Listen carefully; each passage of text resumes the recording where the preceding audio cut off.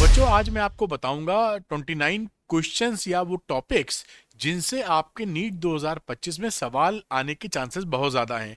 तो आप इन टॉपिक्स को तैयार करके 120 प्लस आराम से स्कोर कर पाएंगे। तो जो आप पढ़ाई कर रहे हैं उनमें इन टॉपिक्स पर स्पेशल फोकस कर दीजिएगा जिससे आपका काम बन जाए। तो welcome to Arvind NEET channel. मैं हूं अरविंद सर और सुपर इजी फिजिक्स के लिए अरविंद नीट चैनल को सब्सक्राइब करना मत भूलिएगा। चलिए स्टार्ट करते हैं। जैसा मेरे पीछे आप थंबनेल पे देख ही रहे हैं, मैं आपको पीसी की स्क्रीन मिलाता हूं, वहां बताना आपके लिए ज्यादा मेरे लिए लिखना आसान होगा। तो ये देखिए हम लोग स्क्रीन में आ गए हैं बेटा, और यहां पर आ जाता हूं। ये देखिए 29 फिजिक्स क्वेश्चंस जो नीट में आपके आएंगे 120 नंबर के। बातचीत आप कर सकते हैं बेटा। अब देखिए सबसे पहली बात क्या है कि नीट फिजिक्स के लिए आपको सबसे पहले सारे फॉर्मूले याद कर लेने चाहिए। ये बात आप ध्यान रखिएगा, अगर किसी बच्चे ने फॉर्मूले याद नहीं किए हैं तो आप जानते हैं कि सवाल निकालना मुश्किल होगा, क्योंकि कई सवाल आपके फॉर्मूला बेस्ड आते हैं। दूसरी चीज होती है बेटा कैलकुलेशंस। तो कैलकुलेशंस की भी प्रैक्टिस अच्छी से कर लेनी होगी, क्योंकि फॉर्मूला लगाएंगे तो कैलकुलेशन भी आप करेंगे ही। तो कैलकुलेशन करके चीजें सही निकाल पाएंगे, इससे गलती ना हो। ध्यान रखिएगा नीट फिजिक्स में जो क्वेश्चन इजी आते हैं उनको सही कर देने पर ही आपका सिलेक्शन है। टफ के पीछे तो भाग में भागिएगा, लेकिन जो इजी हैं, जो अधिकतर बच्चे कर रहे हैं, वो आपसे गलत नहीं होने चाहिए। अब मैं बात करता हूं, देखिए जो 11th क्लास की जो फिजिक्स है उसमें कौन से टॉपिक और किस तरह के क्वेश्चंस पूछे जाएंगे, आपकी उसकी बातचीत करते हैं। तो सबसे पहले देखिए काइनेमेटिक्स की मैं यहां पे बात कर रहा हूं बेटा। तो काइनेमेटिक्स में रिलेटिव मोशन के ऊपर अब आपको सवाल मिलने के चांसेस पूरे हैं। Question based on small g, questions आते हैं स्मॉल जी पर बेस्ड, जैसे कि एक बॉल को गिराया गया है, वो कितने समय में जमीन पर टकराएगी, या एक ऊपर से फेंकी गई, एक नीचे से फेंकी गई, कहां मिलेंगी, इस तरह की। या प्रोजेक्टाइल मोशन की बात करें तो इस पे ये चीजें आपसे पूछी जाएंगी। प्रोजेक्टाइल मोशन वगैरह में आप तैयारी कर लीजिएगा, मैक्सिमम हाइट, मैक्सिमम रेंज, ये सब बातें बिल्कुल बेसिक फॉर्मूले, और साथ में कुछ सवाल लगाए रहेंगे तो प्रोजेक्टाइल मोशन पे आप फोकस कर पाएंगे। ग्राफ आते हैं, area of XT graph, give you distance, यानी ग्राफ के ऊपर आपको क्वेश्चंस मिलेंगे काइनेमेटिक्स में। तो ग्राफ की भी तैयारी करिएगा। 20-25 ग्राफ आप देख लेंगे तो आपको पूरा सेंस हो जाएगा। उसके बाद यूनिट्स एंड डायमेंशन में बात करें तो डायमेंशन फॉर्मूले से आपको सवाल आते हुए मिल सकते हैं। ये परसेंटेज एरर की बात कर रहे हैं, एरर्स के ऊपर भी सवाल अक्सर आता है। और vernier calliper and screw gauge, इसके ऊपर अक्सर एक सवाल मिलेगा। ये दोनों ही टॉपिक अगर पढ़ने बैठेंगे तो आपके मुश्किल से 40-45 मिनट में दोनों ही टॉपिक खत्म हो जाएंगे, ज्यादा से ज्यादा, है ना। तो 40-45 मिनट में आप काम कर सकते हैं यूनिट एंड डायमेंशन का। फिर सेंटर ऑफ मास के ऊपर काफी सवाल आता है।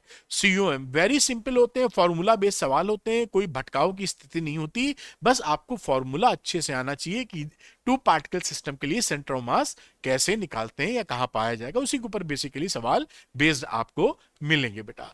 अगली बात मैं करता हूं मैकेनिकल प्रॉपर्टीज में। तो ये मैकेनिकल प्रॉपर्टीज ऑफ फ्लूइड्स की बात कर रहा हूं, तो सरफेस टेंशन के ऊपर आपको सवाल मिलेंगे। सरफेस टेंशन को अच्छे से कर लेना बेहतर होगा। और इलास्टिक मॉडुलस में यंग मॉडुलस के ऊपर सवाल जो बेस्ड होते हैं वो ज्यादातर आपको मिलेंगे, तो यंग मॉडुलस को भी तैयार कर लेना बेहतर होगा। थर्मल प्रॉपर्टीज ऑफ मैटर की बात करें तो थर्मोडायनेमिक प्रोसेस, जो एडियाबैटिक और आइसोथर्मल प्रोसेस है उनके ग्राफ वो क्या होते हैं, वर्क डन और इक्वेशन ऑफ स्टेट, ये सारी चीजें हैं ना भाई। कितना वर्क डन होगा एडियाबैटिक में, आइसोथर्मल में, और इक्वेशन ऑफ स्टेट क्या है ये भी आपको पता होनी चाहिए। उसी पे घुमा फिरा के सवाल बनते हैं जो आप आसानी से कर पाएंगे बेटा। हीट ट्रांसफर, जो 3 मोड है, कंडक्शन, कन्वेक्शन वगैरह, रेडिएशन, उसके ऊपर भी थोड़े सवाल बनते हैं। आप उसको हीट करंट वगैरह से आसानी से तैयार कर सकते हैं। उसके बाद मैं बात करता हूं ऑक्सीलेशन पे। तो ये जो टॉपिक है ना एसएचएम बेटा, इससे एक सवाल तो 100% आएगा। एसएचएम की इक्वेशन क्या होती है, एसएचएम खुद क्या होता है, एसएचएम में जो फ्रीक्वेंसी, जो एनर्जी इन्वॉल्व है, पोटेंशियल, काइनेटिक और टोटल एनर्जी, एनर्जी वाला तो बहुत ही इंपॉर्टेंट है, अक्सर आपसे पूछा जाता है। और केवल एनर्जी की ही बात नहीं करूं आपसे, अगर मैं बात करूं तो उसकी वेलोसिटी, एक्सेलेरेशन, ये सब चीजें, यानी वेलोसिटी पता हो, एक्सेलेरेशन पता हो, एनर्जी को मैं ई लिख देता हूं, ये सारी बातें आपको क्लियर होनी चाहिए एसएचएम के अंदर बेटा। वेव्स की बात करें तो वेव्स बड़ा इंपॉर्टेंट चैप्टर है। इसके अंदर बीट्स, बीट्स के ऊपर सवाल आते हैं। अगर आपने ठीक ठाक प्रैक्टिस की है तो निश्चित तौर पे बीट के सवाल आप सही कर पाएंगे। और क्लोज्ड एंड ऑर्गन पाइप के ऊपर सवाल मिलेंगे, जो कि बेसिकली रिफ्लेक्शन ऑफ वेव का ही पोर्शन है, जहां पर स्टेशनरी वेव्स का फॉर्मेशन होता है। क्लोज्ड पाइप, ऑर्गन पाइप या जो स्ट्रिंग के अंदर स्टेशनरी वेव्स बनती हैं, तो वो सब फॉर्मूले आप याद कर लीजिए। फॉर्मूला बेस्ड सवाल आएगा, थोड़ी सी प्रैक्टिस करके रखेंगे तो आपका काम जरूर बन जाएगा। तो ये बात रही आपकी क्लास 11th की। क्लास 12th की भी बात कर लेते हैं, कौन से टॉपिक और किस टॉपिक के ऊपर क्वेश्चंस ऐसे आने की संभावना है। तो बात करते हैं करंट इलेक्ट्रिसिटी, बहुत इंपॉर्टेंट चैप्टर है आपकी नीट के लिए, काफी सवाल इससे आते हैं। तो इसमें रेजिस्टेंस वगैरह आपको आना चाहिए अच्छे तरीके से, इस पे क्वेश्चन मिलेंगे। व्हीट स्टोन ब्रिज और मीटर ब्रिज के ऊपर आपको क्वेश्चन आते हुए दिखेंगे, है ना। तो मीट स्टोन ब्रिज को तैयार कर लीजिएगा, और मीटर ब्रिज को चाहे तो छोड़ दे, अब वो सिलेबस में है नहीं। तो heater in series and parallel, heater in series and parallel, ये भी आप तैयारी करके रखिए। सिंपल जो कैपेसिटेंस होता है वो पैरेलल और सीरीज कॉम्बिनेशन में कितनी, क्या उसके इक्विवेलेंट रेजिस्टेंस होंगे, कितना चार्ज रहेगा, कितनी एनर्जी रहेगी, इसके ऊपर सवाल आपसे पूछे जाएंगे। जो आप अगर इसका पैरेलल कॉम्बिनेशन और सीरीज कॉम्बिनेशन को तैयार करके रखे हैं तो आप जरूर इन सवालों को परफॉर्म कर पाएंगे। इलेक्ट्रोमैग्नेटिक वेव की बात करूं तो फ्रीक्वेंसी वेवलेंथ, फुल टेबल आप याद कर लीजिएगा इसकी। इसकी वेवलेंथ की रेंज क्या है, फ्रीक्वेंसी की रेंज क्या है, आप याद करने में तो कोई हाथ आपका पकड़ नहीं पाएगा, तेजी से काम करिएगा। अल्टरनेटिंग करंट में कई सीरीज एलसीआर सर्किट बड़ा इंपॉर्टेंट है बेटा, सीरीज एलसीआर सर्किट, है ना। साथ में रेजोनेंस के ऊपर भी सवाल मिलते हैं, स्ट्रेट फॉरवर्ड फॉर्मूला बेस्ड होते हैं, आसानी से आप इसको जरूर कर पाएंगे। फिर मैं बात करता हूं बेटा ऑप्टिक्स के ऊपर, जो रे ऑप्टिक्स की बात कर लीजिए या वेव ऑप्टिक्स की, दोनों मिलाकर। तो स्फेरिकल सरफेसेस एंड लेंसेज, ये बहुत इंपॉर्टेंट है, इसमें लेंस मेकर्स फार्मूला या स्फेरिकल सरफेसेस, ये बहुत इंपॉर्टेंट टॉपिक है नीट का, इससे सवाल निश्चित तौर पे आता ही आता है। तो वो ये फार्मूला स्फेरिकल सरफेसेस वाला और लेंस मेकर्स फार्मूला अच्छे से आपको आना चाहिए।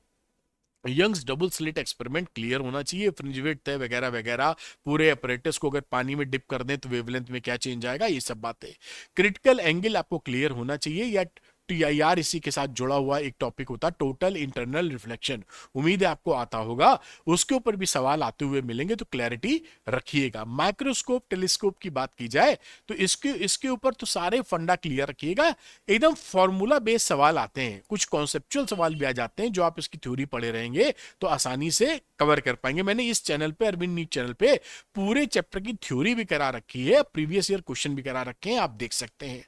उसके बाद मॉडर्न फिजिक्स की बात करें तो डिब्रॉय वेव्स, तो डिब्रॉय वेव का ये जो lambda equal to H upon P का फॉर्मूला रहता है, पी का मतलब लीनियर मोमेंटम, इसको और थोड़ा सा फैला दें तो एच अपॉन एमवी की बात कर रहे हैं, इसके ऊपर सवाल आएंगे जो बस बड़ी आसानी से आप कर पाएंगे। फोटो इलेक्ट्रिक इफेक्ट के ऊपर आपको सवाल मिलेंगे, इसमें 6-7 ग्राफ हैं, उसकी तैयारी कर लीजिएगा जिससे कोई भी दिक्कत आपको आए नहीं। बोर्स मॉडल को भी तैयार करके रखिए, इस पे भी सवाल आते हुए दिखेंगे।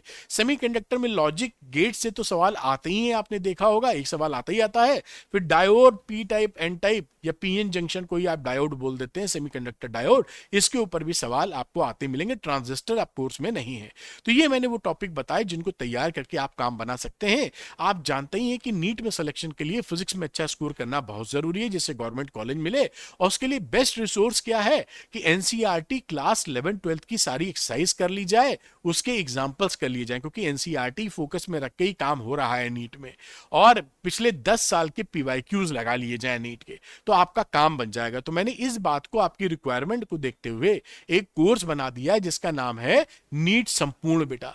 इसके अंदर आपको 10 साल के पीवाईक्यू वीडियो, एनसीईआरटी एक्सरसाइज और एनसीईआरटी एग्जांपल्स पूरे क्लास 11-12 के मैंने इसमें करा दिए हैं बेटा, क्योंकि आप जब तक यहीं से आना है और इसी को बिना पढ़े अगर आप मॉक टेस्ट देंगे या प्रैक्टिस करेंगे तो किस चीज की प्रैक्टिस कर रहे हैं, क्योंकि जो चीज आनी है वो आपको आती तो है नहीं, तो प्रैक्टिस किस चीज की कर रहे हैं, पहले वो चीज आ तो जाए, फंडामेंटल बेसिक तो क्लियर हो, फिर आप प्रैक्टिस दबा के करें तो फायदा होगा। इसके अंदर आप देखेंगे तो 1254 वीडियोस हैं, यानी एक क्वेश्चन के ऊपर एक वीडियो बनाया हुआ है मैंने। टोटल पीवाईक्यू कितना है 634, यानी इस नीट संपूर्ण को अगर आप करते हैं तो नीट संपूर्ण आपके पूरे फिजिक्स के फंडामेंटल को स्ट्रांगली बना देता है। फिर मॉक टेस्ट लगाइए और पक्का कर लीजिए कि 150 से प्लस नीट फिजिक्स में आने श्योर हैं। तो नीट संपूर्ण जो बच्चे लेना चाहते हैं वो अरविंद एकेडमी ऐप को डाउनलोड कर लीजिए, उसके स्टोर सेक्शन में जाइएगा, वहां पर आपको नीट संपूर्ण दिखाई पड़ेगा। तो नीट संपूर्ण को लेकर अपनी पढ़ाई को आगे बढ़ा सकते हैं और नीट में सिलेक्शन अपना पक्का कर सकते हैं। Thank you very much for watching this video. Super easy physics के लिए अरविंद नीट चैनल को सब्सक्राइब करना मत भूलिएगा। Thank you, good luck to you, bye.